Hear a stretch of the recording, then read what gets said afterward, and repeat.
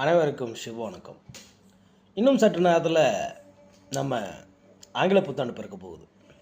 வருகின்ற புத்தாண்டிலிருந்தாவது உங்களுடைய புதிய நோக்கத்தை சரிவாக நீங்கள் பயன்படுத்தணும் அப்படிங்கிறது தான் என்னுடைய எண்ணமும் கூட.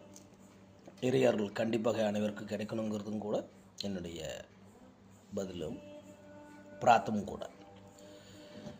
இங்கே யாரும் யாருக்காகவும் உண்மை இல்லை.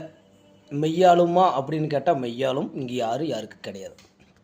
இருந்த போதிலும் யாரை யாருக்காக நீங்கள் வாழ்கிறீங்க அப்படிங்கிறத முதல்ல புரிஞ்சுக்குங்க. இந்த உலகம் மாயம் அப்படிங்கிறத இங்கே எல்லாரும் சொல்லிட்டு போயிட்டாங்க. ஞானிகளும் யோகிகளும் ரிஷிகளும் 33 தேவர்களும் சொல்லிட்டு போயிட்டாங்க. இருந்த போதிலும் அதை உணராத ஒரு செயலாகவே நம்ம வாழ்ந்துட்டுருக்கோம். அதை இனி வரும் காலங்களில் உணர்ந்துக்குங்க. இங்கே நடப்பது யாவும் ஒரு மாய பின்பந்தான். ஒரே குளத்தில் ஊறிய மட்டைகள் தான்.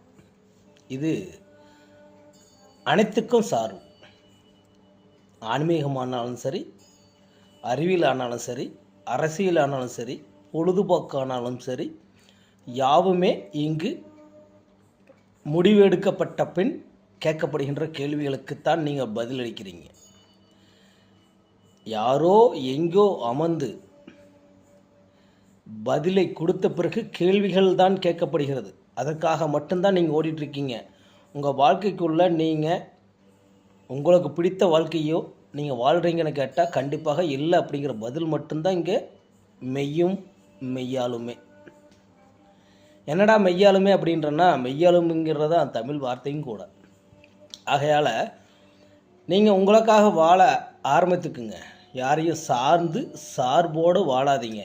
முடிந்த வரைக்கும் தற்சார்பு வாழ்க்கை வாழுங்க.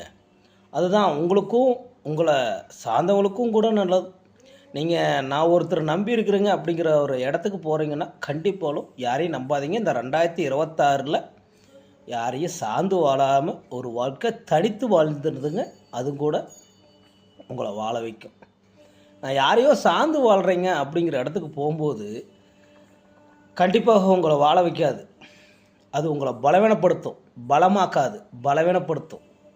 உங்களை ரிஜெக்ட் பண்ணும். அதாவது உங்களை நிராகரிக்கும் அப்படிம்பாங்க இல்லைங்களா? அது மாதிரி உங்களை நிராகரிக்கிற அந்த இடத்துக்குள்ளே நீங்கள் போகாதீங்க. எல்லாம் இங்கே மாயம்தான்.